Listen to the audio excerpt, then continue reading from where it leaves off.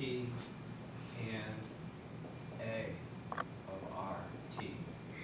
Okay? And what are those guys? Retarded time potential. Those are the retarded potentials. Retarded effective potential. Okay, they're the retarded potentials.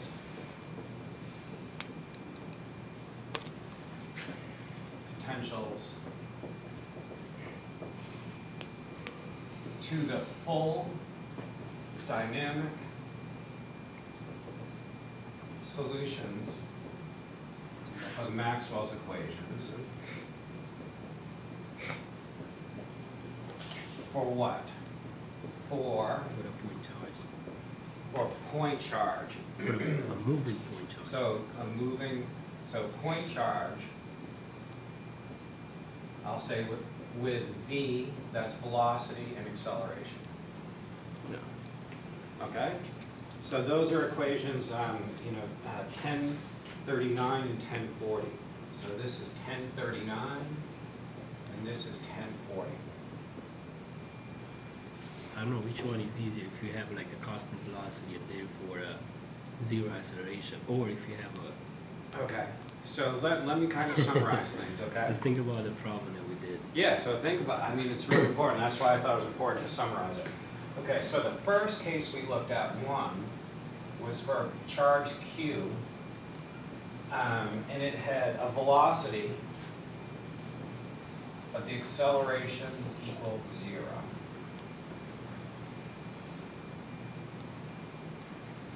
Okay, and that was problem, essentially it was the example problem 10.4. Okay, this is example problem 10.4.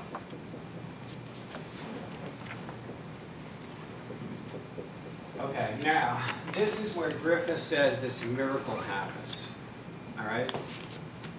What happens here is that, how do you calculate the potential in the electric potential and the magnetic potential vector? You calculate it from a retarded time, okay? And then you get the electric field and the magnetic field. All right, so it's absolutely wild if you think about it. The result of example problem 10.4 is, where does the electric field emanate from? That point charge. From where the charge is. Exactly. Not from where Which it is was absolutely time. wild. All right? So that's a completely wild thing, and it's related to relativity. All right? Because in relativity, where you could transform to a certain inertial frame, you could certainly transform to the frame moving with that particle. Yeah, and then the field would have to radiate outward from you. Okay, but this thing does not radiate. Let's be careful with words. We can say emanate. Okay, emanate. Okay? But a very important thing that we'll find, Diverges from. but this does not radiate. All right? Right. It doesn't radiate. What you end up getting, if you look at that example problem and the results, are an electric field and a magnetic field that do not depend upon time. Okay, so I want to kind of summarize these both. So the electric field, it's from the point charge at T. Isn't that wild? All right? See, doesn't radiate or does radiate? No, it does doesn't. not. Oh, yeah, thank you. So, thank you, Jordan. Doesn't radiate. So, E and B, neither one of them have a time derivative. Yeah? Doesn't radiate because of the acceleration. The acceleration is But this case is acceleration is 0. That's the point. All right, so I'm going to go kind of summarize where we're at. It's like Right. we know, like it's like if we know it's history, we can tell what it is. It's like we get in from the present, we get in potential from the present. Well, yeah. I get in the retarded time. Yeah, so if you guys have read ahead a little bit, that's what this things you start to get into. Really wild stuff. All right? Yeah, But- and information about it before light reaches Yeah, from acausal. it. All right? It's just wild to think about. It doesn't make a lot of sense. But the important thing is not that either B have time derivatives. And if they don't have time derivatives, then you don't have a self-propagating electromagnetic field. all right? And it's this type of self-propagating electromagnetic field that goes off as radiation. So this, we most definitely have an electric and magnetic field, but the electric and magnetic field from this moving particle is if it was like a static solution, right? Which it would kind of have to be for relativity. Because if you had a difference, right, then you could say you had a preferred frame. So like in one frame you're going to get an electric field and a magnetic field, and then another frame you're going to get just an electric field. All right, but they're both static fields, and who's to say which is really what? But they both agree there's no photon emitted. Yes? There's no radiation. this, right? The There's time no derivative propagating thing. waves. Yeah, They have to say there's no radiation, there's no radiation. if both frames are inertial. Yes, exactly. Because one's accelerating. Right, so if one was accelerating, you'd say, ah, there's the one that had radiation. Wait a minute, yeah. Well, if it's accelerating, then it's not inertial. Right. Yeah, okay. Yeah. All right, so this is the first case that we considered then, and we got no radiation out of that, all right? And then, essentially, we moved into chapter 11, so this is the end of chapter 10. And then we moved into chapter 11, and what we did is we looked at this case, okay? All right, say you have a dipole like this. I'm going to do it this way, minus to plus. This is just a simple dipole. Does this radiate? Yes. Okay, so careful, I'm kind of setting you up. It's not, Well, not an no, oscillating dipole. Is it static or it's oscillating? It's a What's static. that? Is it It's static? It's a So static it doesn't dipole. radiate. No. So it has a potential and a magnetic potential, but it doesn't radiate. Unless it accelerates. This is a.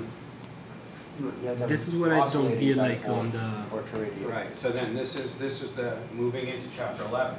This What it is- really is a minus plus, where it goes up and down, and that radiates. This is what I didn't get, like from that example, like in the beginning of that chapter. Like, are we having like a single point particle and then we oscillate it like back and forth and then it acts as a dipole, or are we having like two particles? The way it's modeled is like two.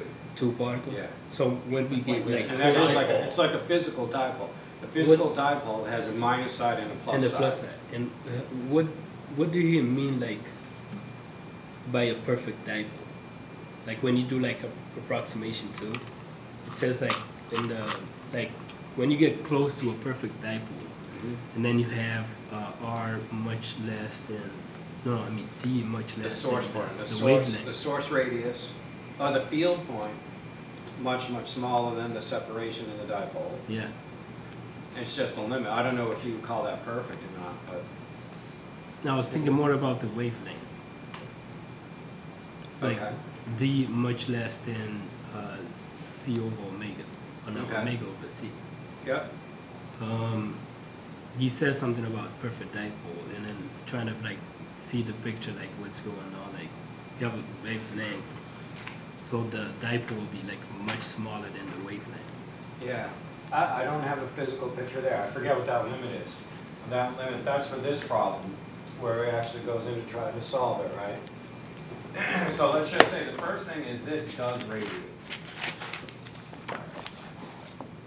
All right, and so if you look at the solutions there for the electric and the magnetic field, they have to have a time vary, right? They have to vary in time, and so it's that self-propagating thing.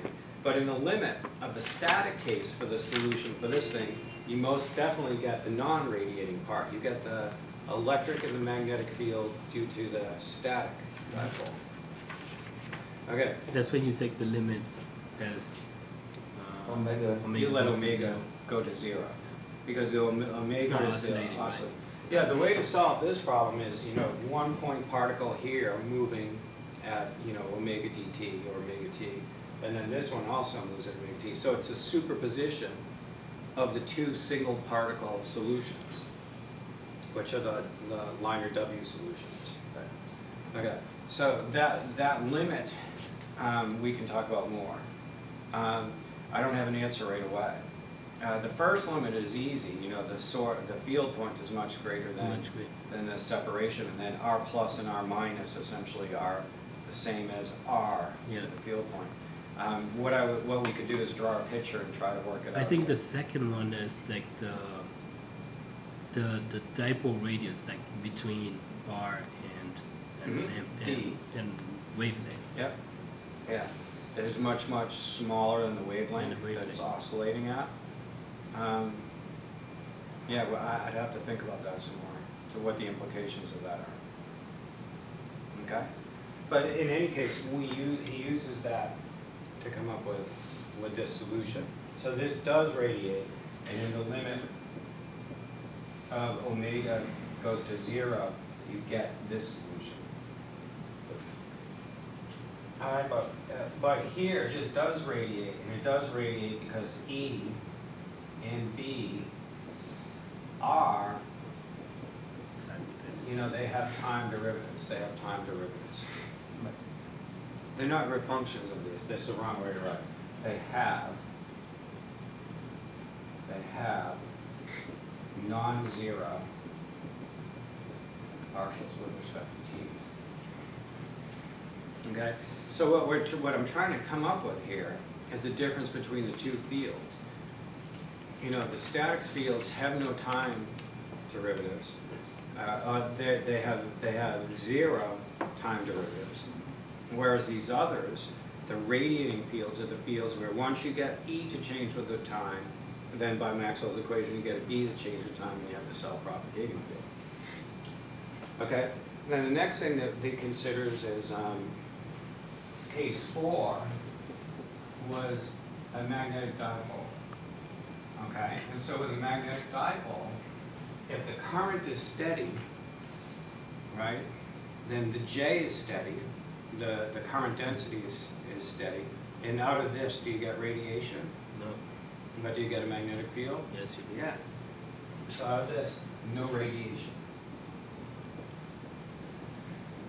It's like the time derivative of J that we see. Okay, and then what we're going to cover today. So essentially, this is what we've gotten so far. Then today, what we're going to consider is the case it goes this way, and then it reverses and goes that way. So it's not just a magnetic dipole, it's an oscillating magnetic dipole. It's kind of like this. A magnetic dipole is the same thing as a magnet. A little south and north. What this is equal to the north-south, you know, flipping up and down. Okay, so that's what we're talking here. A rotating magnet. Rotating magnet. Yeah. Yeah, we talked about that earlier. Yeah. Yeah. All right, and from this, will you get radiation? You'll get radiation. So you get electric and magnetic fields that change as a function of time. A magnet rotating, though, isn't the same as like a regular loop that's just a current flipping back and forth, because the rotating magnet, the field's going to go, you know, it's going to be sideways at some point. And Yeah, I'm pushing this a little bit. I don't Yeah. think of it just as a magnet like this. What you really want to think of it is just the current loop that goes one way, Yeah. and then the current goes the other way. Yeah. Yeah, that's it. All right, so I mean, this approximation, it would fail. So what we'll do is we'll apply a frequency to how often you alternate this. Right. And so if that alternating frequency is very, very slow, then you probably have something that resembles a magnet, you know, going around. And if the frequency is very high, The magnet would be able to flip faster. right, exactly. So in the limit of very high frequency, you get this. But maybe in the limit of very high frequency, you know, some other approximation breaks down. Huh. Okay. Or maybe some other approximation comes into play. Okay. So I'm not killing any of us on the exact derivation here. Okay. What we'll do is, as a matter of fact, I'm going to quote this. All right. And then the last thing is we finally get to 6, the 6th point. All right. And what happens is we kind of go right back to the beginning, and we have a charged particle Q. All right. Where we definitely have a velocity is not equal to 0, and we have an acceleration that's not equal to 0. And this kind of ties way back to the last problem in chapter 10, and this is the last thing we do in chapter 11. And so what Griffiths clearly talks about is these problems, the electric dipole and the magnetic dipole, are easier than solving just the charged particle with velocity and acceleration. All right? And as a matter of fact, what he does to solve this is he solves for the case where if the velocity is instantaneously at 0 and then has an acceleration, he kind of solves it and then kind of fudges the answer for the velocity not equal to 0 through some nice arguments. All right? But then what we're going to find out in this case is that we're going to consider two different things. We're going to consider the velocity and the acceleration collinear. All right? And that's going to be Bremsstrahlung. Oh, by the way, I forgot to write. This is radiation. Right? You get radiation out of this one now. And this is Bremsstrahlung. I'm sure I have the spelling wrong. And the other case is... Yeah. 2 S's, STRAH. Long. Okay. Yeah, so please check that. And the other case is, and this is what you have like at a linear accelerator. All right, and not only like a linear accelerator like an electron gun. All right, an electron gun is what you get for like a, to get X-rays, it's an electron gun. Yeah, Bremsstrahlung is BRMSSTRAH. Long. Yeah. Oh, wait a minute, that's right. Okay, that's what I wrote down. All right, I don't know. All right, and in this case, you have velocity this way, but the acceleration inward, like some type of circular motion, uniform circular motion, with the acceleration towards the center. And this is called synchrotron. Synchrotron. How's that the spelling? Right. Synchrotron looks good. Okay. That's it, right? And this is what you have in a circular accelerator.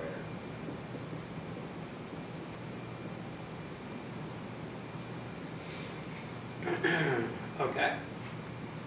So I thought this was kind of a nice summary of what we've done, putting it together. And this is, you know, next year you're going to forget the details, all right, of all the equations that would come, but you won't forget this summary, all right? And this is what kind of matters, all right? And then once we get done with the synchrotron radiation, he gets into this very cool place, goes with and he talks about a self-force, all right? And it's essentially this, is if I do accelerate and I kick off a photon, all right, and a photon by a time-varying electric and magnetic field, right? Well, that photon carries momentum, right? So if it pushes off, and I'm that particle, You're going to feel... I got to feel a reactive force, all right? And that's what he goes to try to calculate after that, and that's when it gets very dicey, all right? And that's when it gets into an area where, like,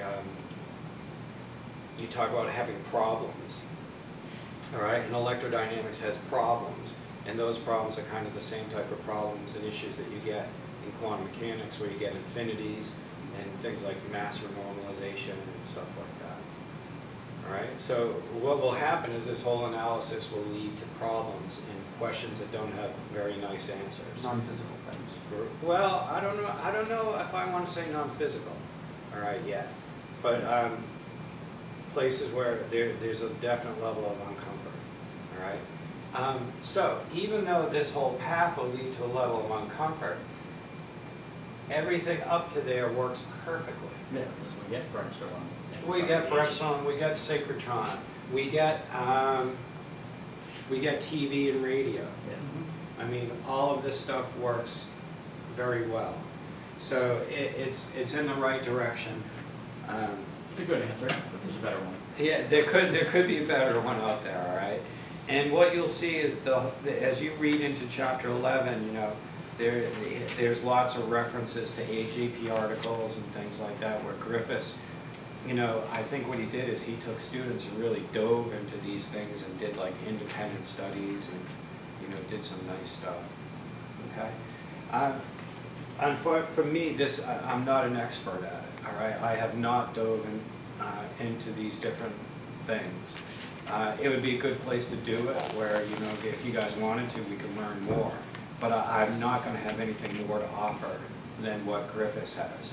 All right, so read Griffiths very well here and take in what you can. All right. Okay, so without going into too much, the other thing that I want to clear up is that the diagram. Remember when we did the radiation from the dipole, and we were trying to come up with the figure 11.4? Yeah. So I want to talk about that a little bit too. Yeah, that donut shape. Yeah, the donut shape. So everybody has this? Everybody knows where we're at? And so, you know, essentially we're just working on the LW equations for a point charge. We found that optics book you have has a much better diagram of how all this stuff comes out.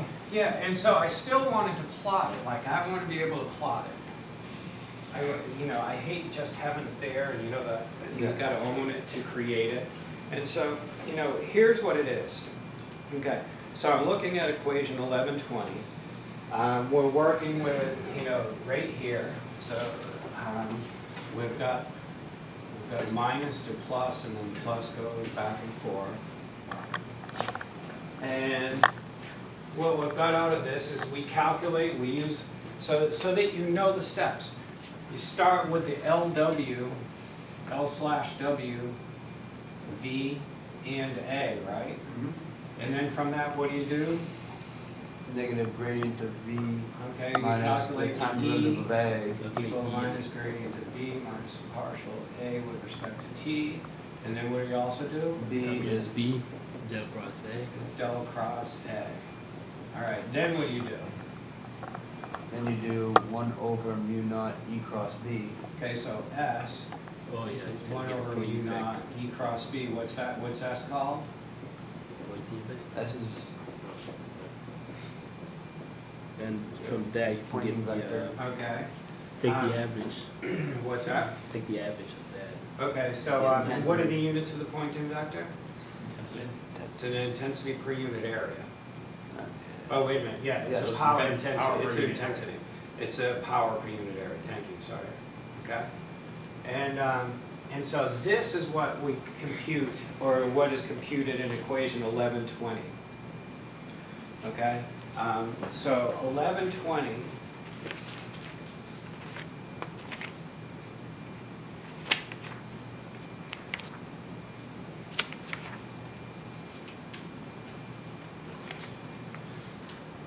Okay, so what I'm trying to say, and this is in the approximation where you're looking at just the radiation part, right?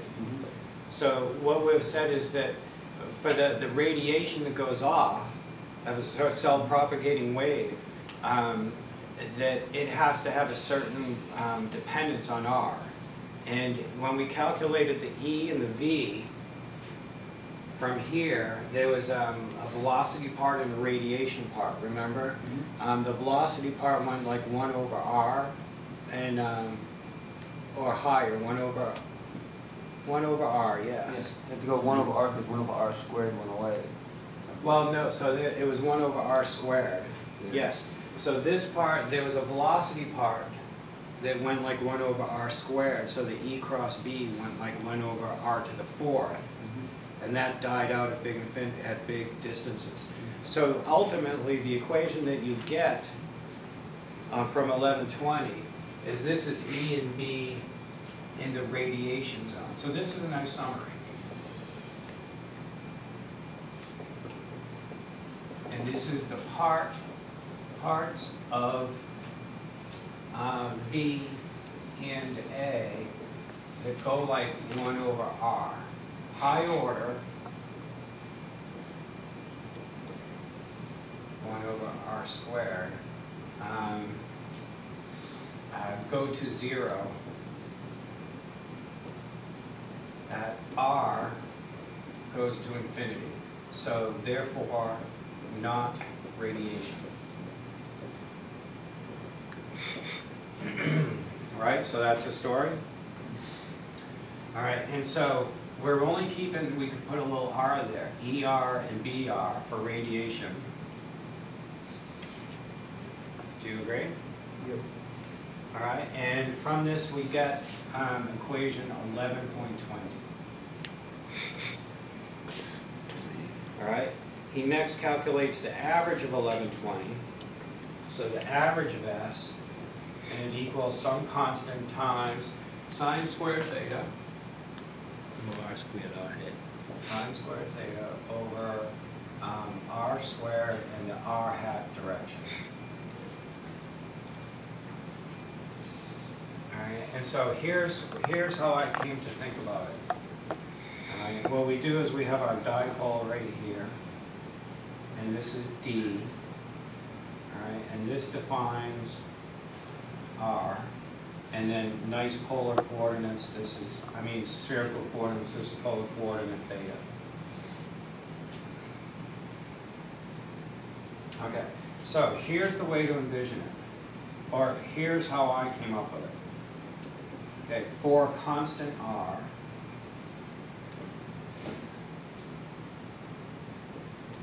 so imagine your eyeball is right here, and then your eyeball is right here, and then your eyeball is right here, your eyeball here, and your eyeball here, or whatever your detector is. All right, so we're holding at a constant R. So when my eyeball's right here, what am I seeing for the average intensity? 0. 0. So right here, I have a 0. I'm seeing nothing. It's dark. So 0, dark. When I'm over here, well, let's look at the limit. At theta equals 90 degrees, the polar angle, that's where this function is maximum. So this is bright. And then what do you get when you're here again? Dark. All right. And then maybe in here it's a light, and then light. Okay, so that's the big scoop. And now if I go off in a radius a little bit higher, what happens? What is it here? It's still dark. It's still dark. It's still dark there. And it's brightest at that radius out here, but it's going to be less bright than here. Okay? So this is more meaningful to me. The way that I would try to do this is I would make a sphere, right?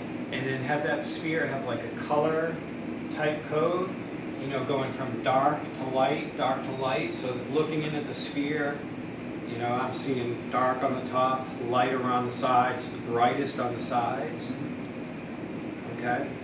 And so that's the way I came up with it. All right? That worked for me the best. And I still don't quite know how to plot it.